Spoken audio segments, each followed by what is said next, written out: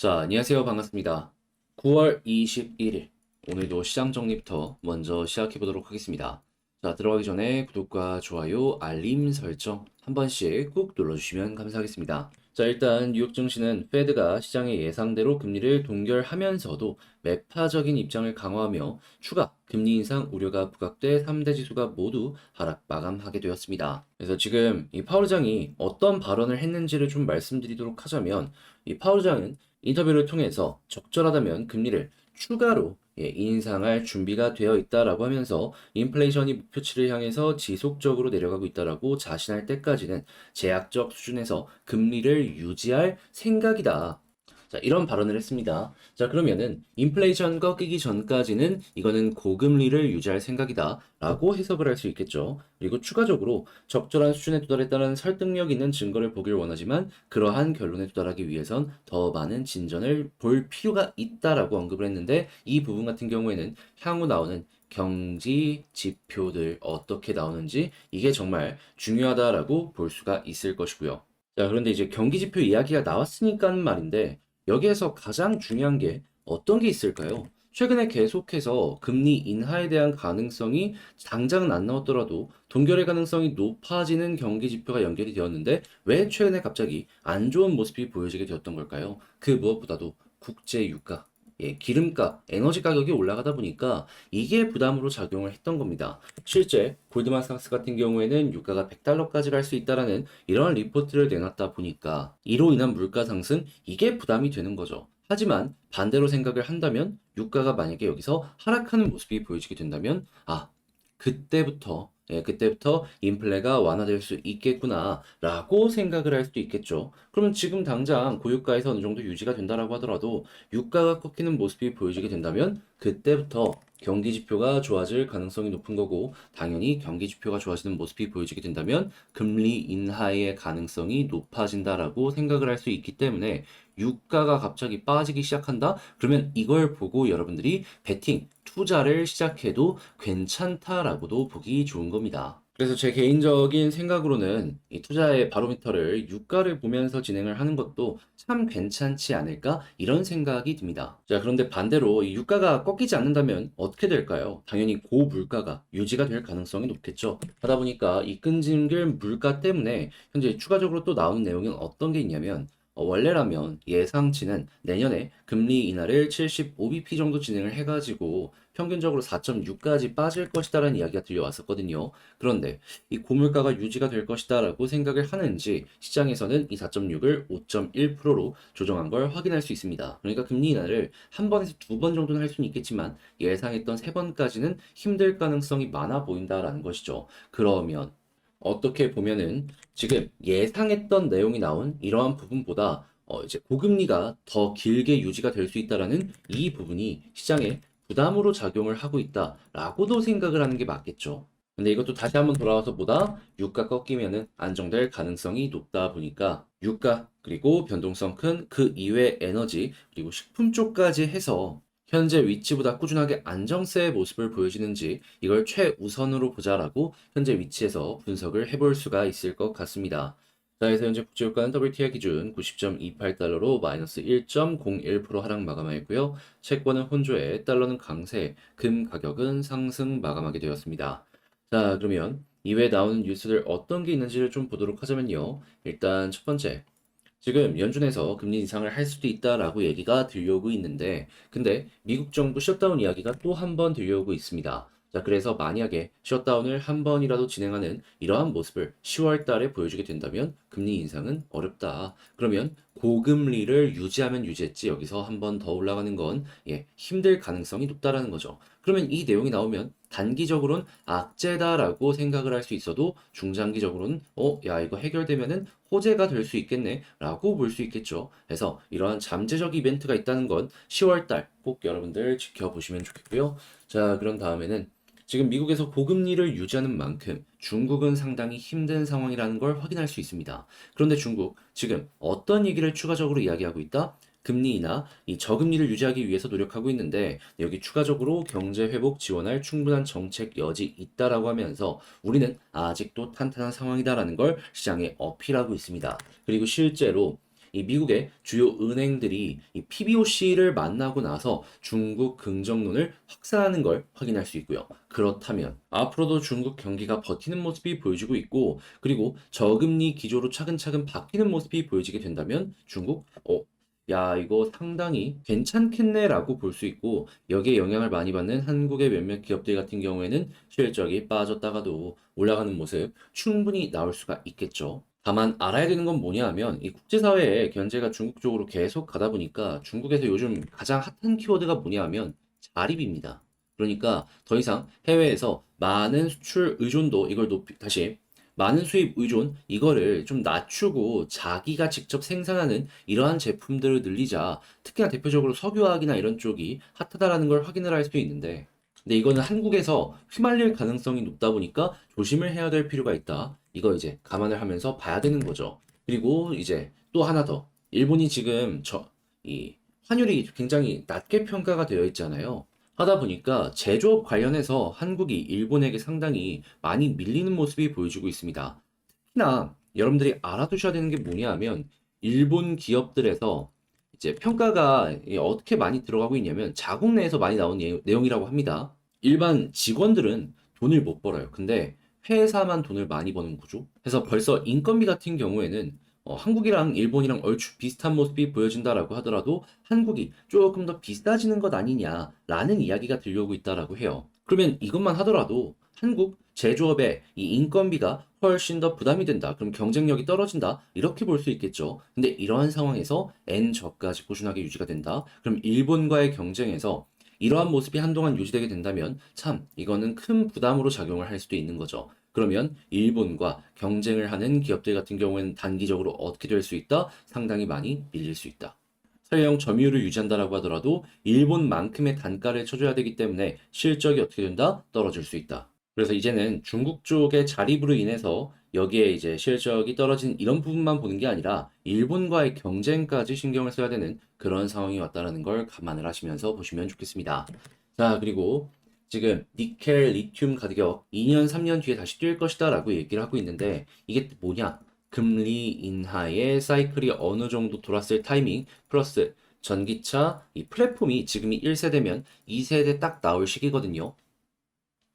왜 니켈, 리튬 가격이 이렇게 올라가냐라는 건 이 두 가지를 생각을 하시면서 연결해 보시면 될 것 같고요. 그리고 지금 전 세계적으로 계속해서 친환경에 관련된 테마들이 올라가는 모습이 보여주고 있는데 지금 개인도 이 한국 탄소 배출권 투자 내년부터 ETF와 ETN을 통해서 진행할 수 있다라고 하니까 이에 대한 관심 커지고 그에 따라서 관련주들 올라올 수 있으니까 이런 부분들도 감안을 하시면서 살펴보시면 좋을 것 같습니다.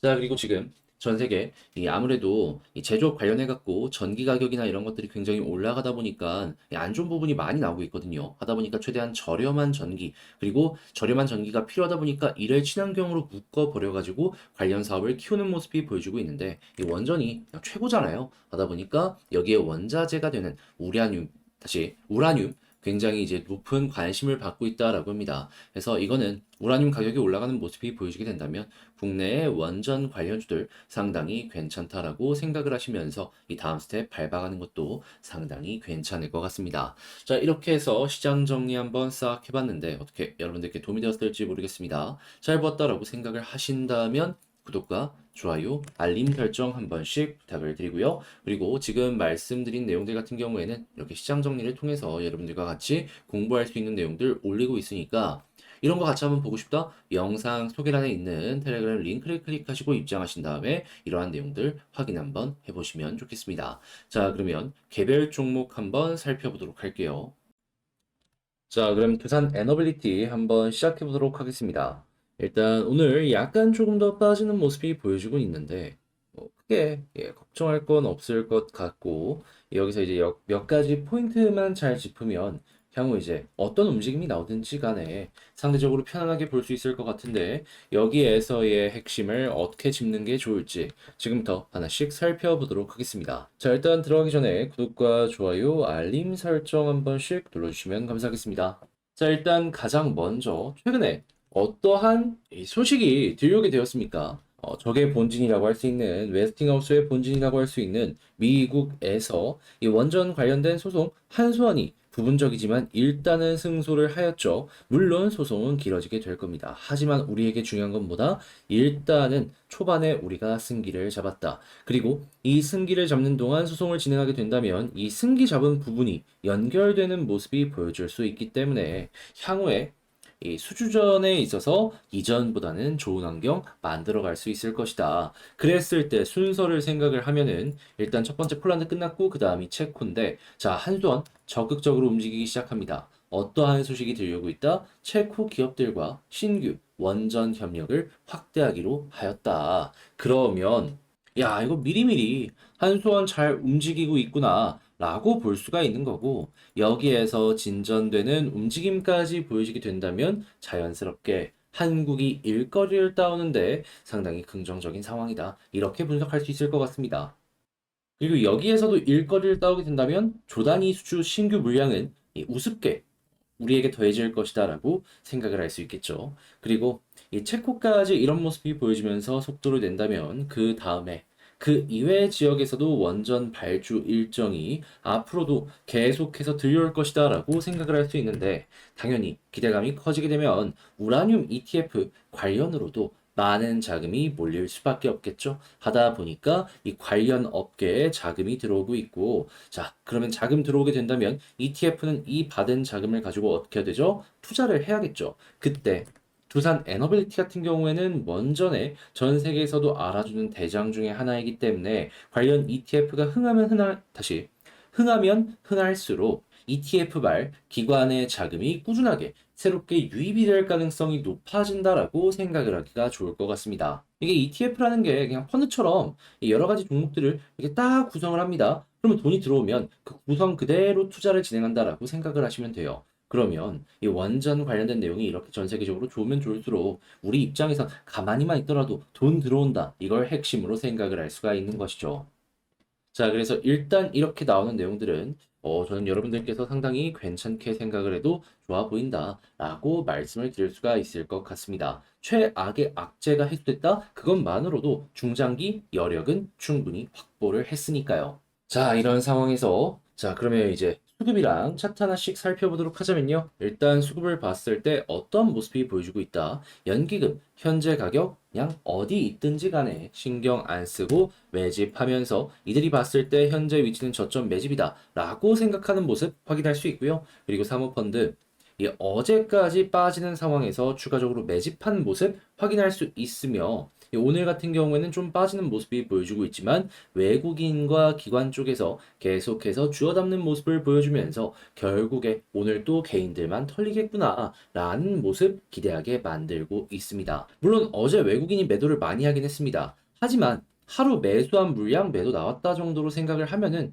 이건 또 그냥 넘어갈 수 있는 일이기 때문에 전 여기서 앞으로 빨간불이 어떻게 나오는지 여러분들이 거기에 포커스를 두고 보셨으면 좋겠습니다. 그리고 이렇게 기관에서 받쳐주는 모습으로 가격 방어 나오고 외국인 꾸준하게 들어오게 된다면 이제 수급으로 인해서 반등 나올 수 있으니까 제가 지금 말씀드린 이 순서를 꼭 기억을 하시면서 에너빌리티를 지켜보셨으면 좋겠는데 그때 이 차트적으로 어떤 걸 봐야 되는지 디테일을 잡아보도록 하자면 일단 첫 번째 제가 항상 말씀드리는 게 볼린저 밴드 하단 찍고 중앙선 돌파하면 상단까지 갔지만 반대로 상단 찍고 중앙선 이탈하면 보다 하단까지 간다. 그런데 지금 이 볼린저 밴드 하단도 많이 올라와서 241선 언저리랑 비슷한 위치에서 이 향후에 가격이 형성이 될 것이다라고 보여주고 있죠.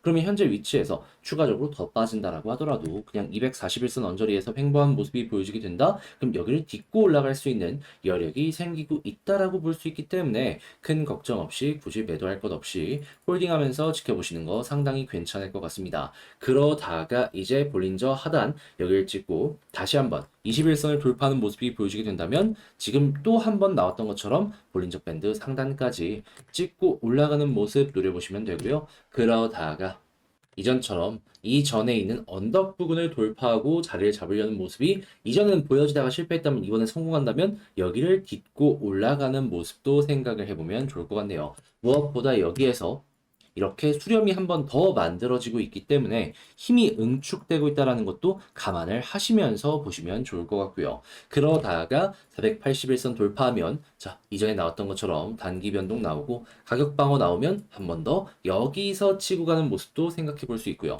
자, 그러면 현재 위치에서 본 걸 가지고 이 두산 에너빌리티 총정리 한번 해보는 시간을 갖도록 하자면요. 일단 첫 번째 같은 경우에는 나오는 뉴스를 봤을 때 상당히 긍정적인 내용이 많이 나오고 있다. 그렇기 때문에 이거는 전혀 걱정할 부분이 아니다. 두 번째, 수급을 봤을 때 기관 쪽에서 가격 방어의 모습을 보여주고 있는데 여기에 외국인까지 완벽하게 돌아서는 모습이 보여지게 된다면 여기부터 반등 시점이다라고 생각을 하면 좋겠다. 자, 그리고 세 번째 지지라인 241선 이탈 없으면 굳이 매도할 필요 없을 것 같고, 그리고 올라간다면 21선 돌파가 핵심, 그리고 이때 첫 번째 목표는 볼린저 밴드 상단인데 그냥 얼추 그냥 합쳐가지고 481선이라고 보시면 될 것 같고요. 여기를 돌파하면 한 번 더 치고 가는 모습, 그리고 이 위에서 자리 잡는 모습까지 성공적으로 보여지게 된다면 매물대 있는 부근 아래까지 한번 공략을 해보셨으면 좋겠습니다. 그리고 ETF나 이런 걸로 인해서 기관의 자금이 그냥 가격 상관없이 꾸준하게 들어오는 모습이 보여지게 된다면 그로 인한 구조적인 이 저점이 높아지는 효과도 한번 생각을 해볼 수 있으니까 글로벌 이 원자력 ETF도 어떻게 움직이는지 여러분 앞으로 꾸준하게 관찰 한번 해보셨으면 좋겠네요. 자, 이렇게 말씀드리며 두산 에너빌리티 정리를 마쳐봤는데 어떻게 여러분들께 도움이 되었을지 모르겠습니다. 잘 봤다라고 생각을 하신다면 구독과 좋아요, 알림 설정 한 번씩 부탁을 드리고요. 텔레그램 공방 같은 경우에는 영상 소개란에 있는 이 링크 클릭하시면 되고 멤버십 같은 경우에는 이 구글 스프레드시트 보실 수 있는 이 링크를 클릭하신 다음에 들어오셔갖고 여러분들 취향에 맞는 매매가 진행되는지 보시고 괜찮은 것 같네 라고 생각을 하신다면 멤버십 가입도 고려를 해보셨으면 좋겠습니다. 자, 그러면 영상 마치며 이상 주식 정리해드리는 주정남이었고요. 여러분들 모두 좋은 하루 되셨으면 좋겠습니다. 끝까지 시청해주셔서 감사합니다.